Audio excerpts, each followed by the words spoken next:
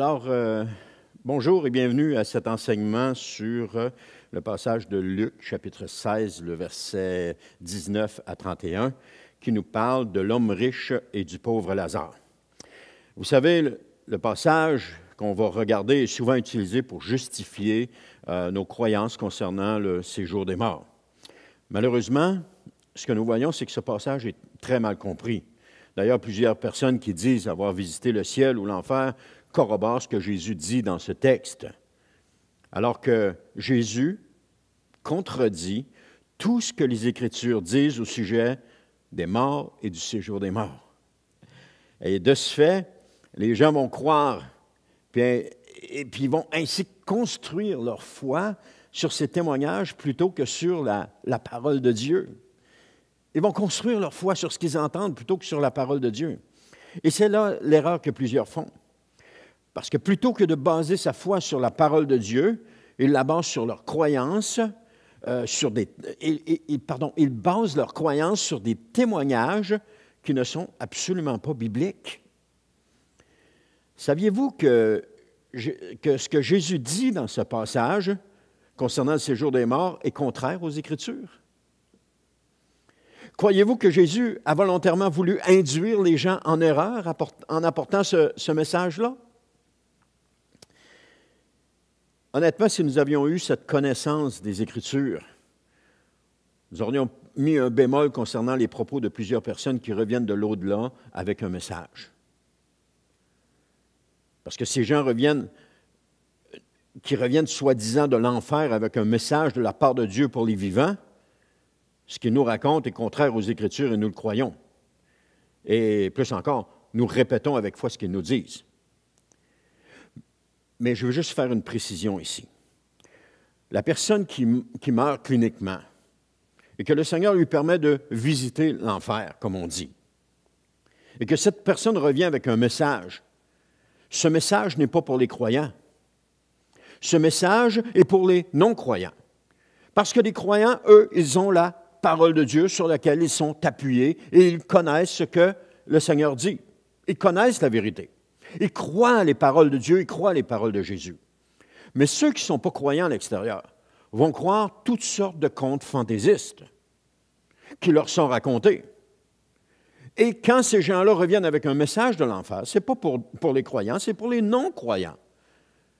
Et les croyants n'ont pas à prendre ce message-là et à appuyer leur foi dessus en disant « Voilà, c'est ça, c'est de même que ça se passe. » Non, la parole de Dieu nous dit exactement comment ça se passe.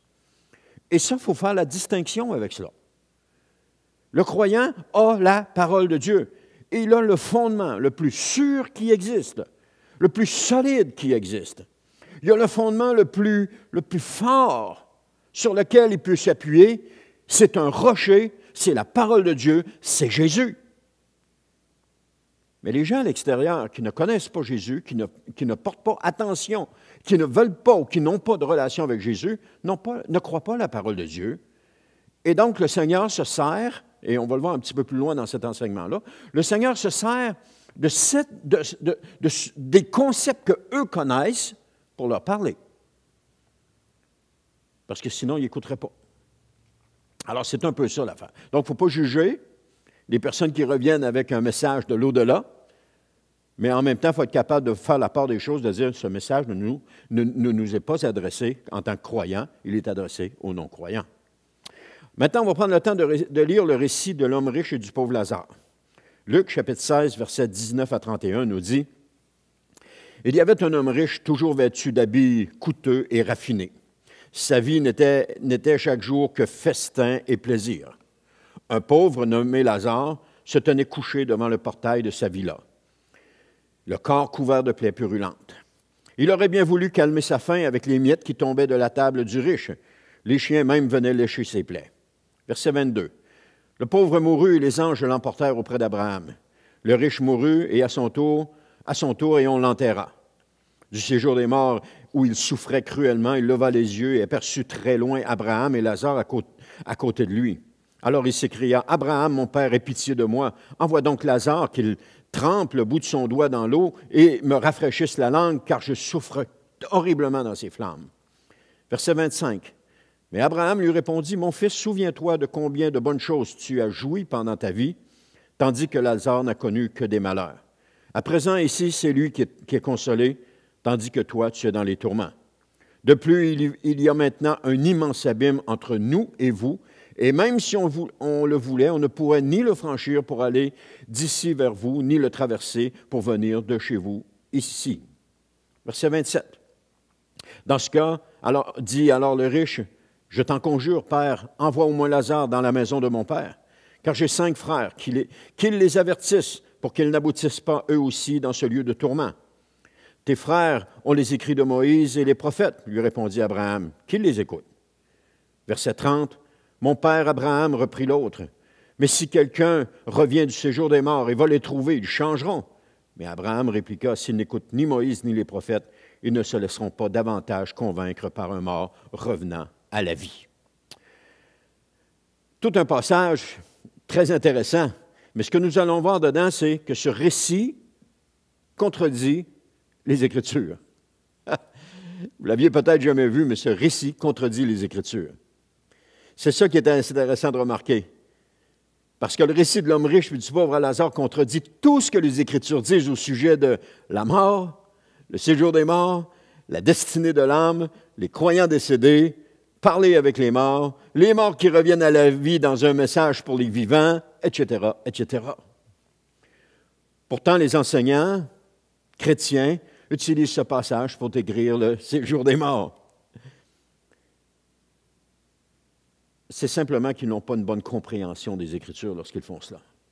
Ou encore qu'ils n'ont pas compris le sens de ce passage.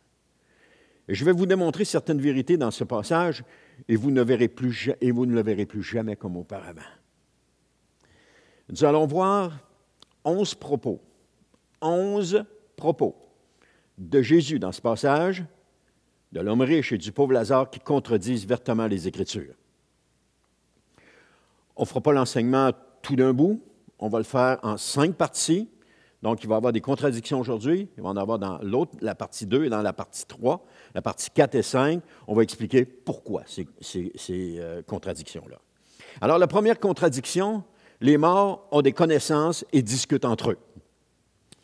Dans Luc 16, 24, comme on a lu tantôt, « Alors il s'écria, « Abraham, mon père, aie pitié de moi. Envoie donc Lazare qu'il trempe le bout de son doigt dans l'eau et me rafraîchisse la langue, car je souffle horriblement dans ses flammes. » La Bible nous dit, dans le psaume 115, verset 17, « Les morts ne louent pas l'Éternel, ni aucun de ceux qui descendent au pays du silence. » On voit ici qu'il n'y a pas d'interaction de la part des gens qui sont morts. La Bible nous dit, on vient de le voir dans le psaume, ils sont au pays du silence. Il n'y a pas d'interaction avec Dieu, ni entre eux, ils sont au pays du silence. Et comme Jésus disait à un moment donné, à propos de Lazare, on va le voir ici dans Jean chapitre 11, versets 11 à 15, il dit, après avoir dit cela, il ajouta, notre ami Lazare s'est endormi, je vais aller le réveiller. Sur quoi les disciples lui dirent, Seigneur, s'il dort, il est en voie de guérison. En fait, Jésus voulait dire que Lazare était mort, mais les disciples avaient compris qu'il parlait du sommeil ordinaire. Verset 14, alors il leur dit clairement, Lazare est mort et je suis heureux à cause de vous de n'avoir pas été là-bas à ce moment-là, car cela contribuera à votre foi, mais maintenant, allons auprès de lui. Alors Jésus ici nous mentionne que Lazare s'est endormi.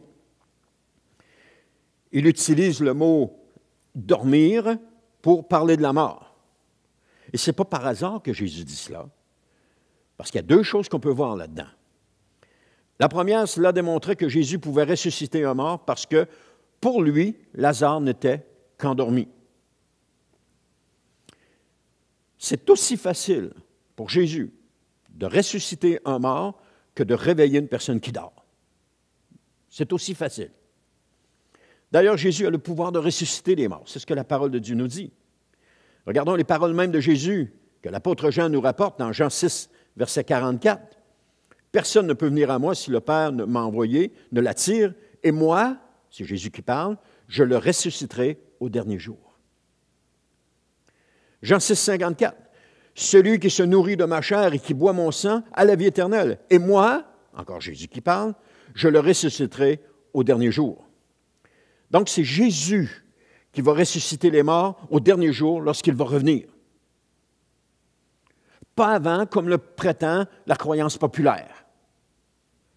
Ce sera au dernier jour, c'est-à-dire le jour de l'Éternel, le jour du seul retour du Seigneur Jésus, où est-ce que Jésus va ressusciter les morts. Le deuxième point, ce que ça nous démontre, c'est si Lazare s'est endormi, il n'y a donc pas d'interaction avec son entourage, y compris avec Dieu. Parce que lorsque nous dormons, je n'ai pas de conversation avec mon épouse lorsque je dors. Bien que nous dormons côte à côte dans le même lit, on n'a pas de conversation. Elle peut parler, je peux parler, mais c'est incohérent. Donc, on est au pays du silence. On se couche le soir, on se réveille le matin, on n'a pas eu connaissance de rien de ce qui s'est passé, et puis on recommence notre vie. C'est lorsqu'on est éveillé qu'on a des conversations. Ecclésiaste 9.10 nous dit « Tout ce que tu trouves à faire, fais-le avec l'énergie que tu as, car il n'y a plus, c'est intéressant ça, ni activité, ni réflexion, ni science, ni sagesse dans le séjour des morts vers lequel tu es en route. » Encore une fois, l'Ecclésiaste nous confirme l'inactivité dans le séjour des morts. Il dit il n'y a plus d'activité, il n'y a plus de réflexion, il n'y a plus de science dans le sens de perception, discernement, compréhension, et il n'y a plus de sagesse. Il n'y a plus rien de ça dans le séjour des morts. Rien ne se passe dans le séjour des morts, selon la parole de Dieu. Les morts sont là, endormis dans l'attente de la résurrection, dans l'attente que Jésus vienne pour les ressusciter. Maintenant, il y a deux résurrections qui vont se produire, nous dit la parole de Dieu. Un premier groupe, lorsque Jésus va revenir pour la vie éternelle, et un second groupe pour le jugement et la damnation éternelle. C'est Daniel, chapitre 12, verset 2, qui nous dit « Les nombreux humains qui dorment dans la poussière de la terre se réveilleront les uns pour la vie éternelle et les autres pour la honte et l'horreur éternelle. » Jean 5, 28 à 29 nous dit « Ne vous étonnez pas, l'heure vient où tous ceux qui seront dans la tombe entendront la voix du Fils de l'homme. Alors, ils en sortiront, et ceux qui auront fait le bien ressusciteront pour la vie, et ceux qui auront fait le mal ressusciteront pour être condamnés. » Et Matthieu 25, verset 46 nous dit « Et ils s'en iront au châtiment éternel, tandis que les justes entreront dans la vie éternelle. » Donc, on voit qu'il y a un moment donné où est-ce que Jésus va venir réveiller les morts ou ressusciter les morts. Mais ce qu'on voit, c'est qu'il n'y a pas d'interaction. Donc, quand on voit le riche qui parle avec Abraham, ça contredit les Écritures. La deuxième contradiction, Jésus est le seul médiateur entre Dieu et les hommes. On voit ça dans Luc 16, versets 27 à 28, qui dit, dans ce cas, dit alors le riche, je t'en conjure, Père, envoie au moins Lazare dans la maison de mon Père, car j'ai 5 frères qui les avertissent pour qu'ils n'aboutissent pas, eux aussi, dans ce lieu de tourment. Dans ce passage, nous voyons Abraham être le médiateur entre l'homme riche et le pauvre Lazare. L'homme riche s'adresse à Abraham. Il s'adresse à Abraham pour que Lazare aille avertir ses frères, puis que quelqu'un du séjour des morts y aille. Ou que quelqu'un du séjour des morts y aille. Les Écritures nous mentionnent qu'il y a un seul médiateur entre Dieu et les hommes. Heureusement, ce n'est pas Abraham. Timothée, chapitre 2, verset 5 nous dit, en effet, il y a un seul Dieu, et de même aussi un seul médiateur entre Dieu et les hommes, un homme, Jésus-Christ. Il n'a pas dit un homme Abraham, ou un homme Moïse, ou un homme Jacob. Non, il a dit un homme, Jésus-Christ. Donc Jésus est le seul médiateur entre Dieu et les hommes. Alors, le fait qu'Abraham soit l'intermédiaire entre le pauvre Lazare et l'homme riche, ça contredit les Écritures. Pourquoi Abraham est-il celui qui reçoit les morts? C'est pas supposé, sarcasme ici, là, c'est pas supposé être Pierre à la porte du paradis qui reçoit les morts. C'est pas ce qu'on a entendu. Alors, les catholiques veulent nous faire croire que c'est Pierre qui reçoit les morts au paradis. Et puis les Juifs disent que c'est Abraham. Mais c'est qui reçoit les morts?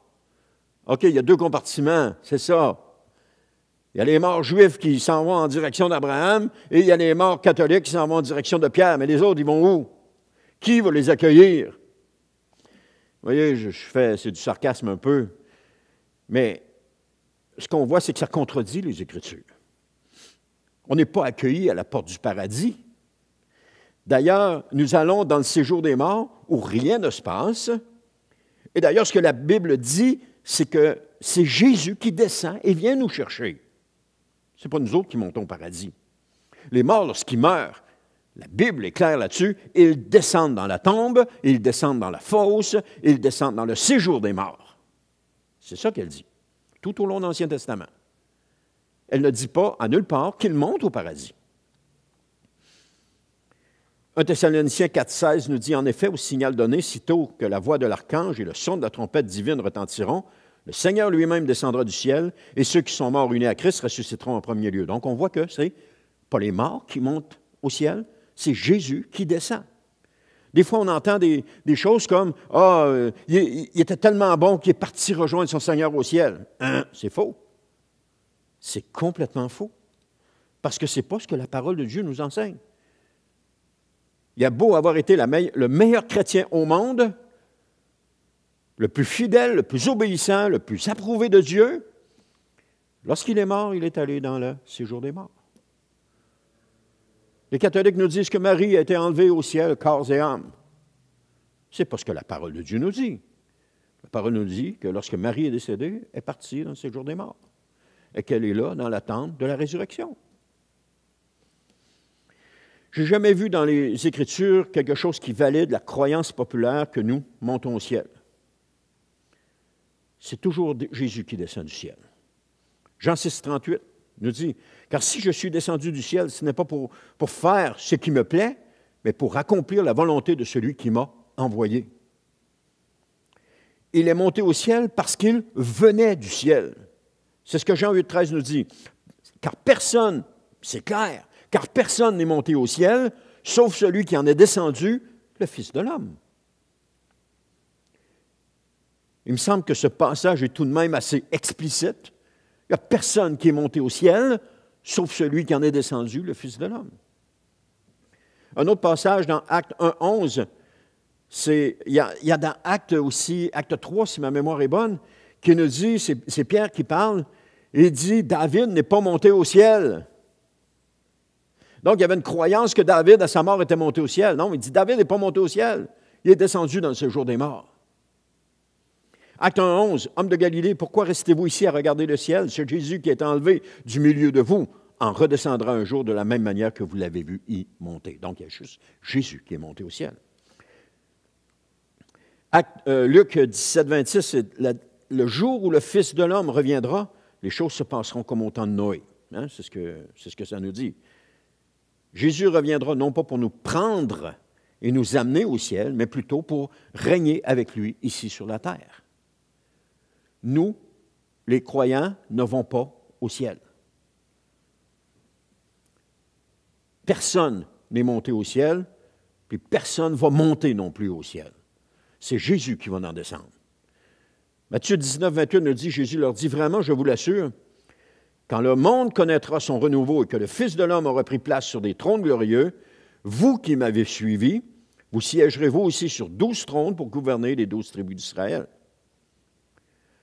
Alors, je m'arrête ici pour la première partie, et puis on va continuer avec la prochaine vidéo sur la partie 2, qui encore concerne des contradictions que Jésus a amenées à propos de la parole de Dieu.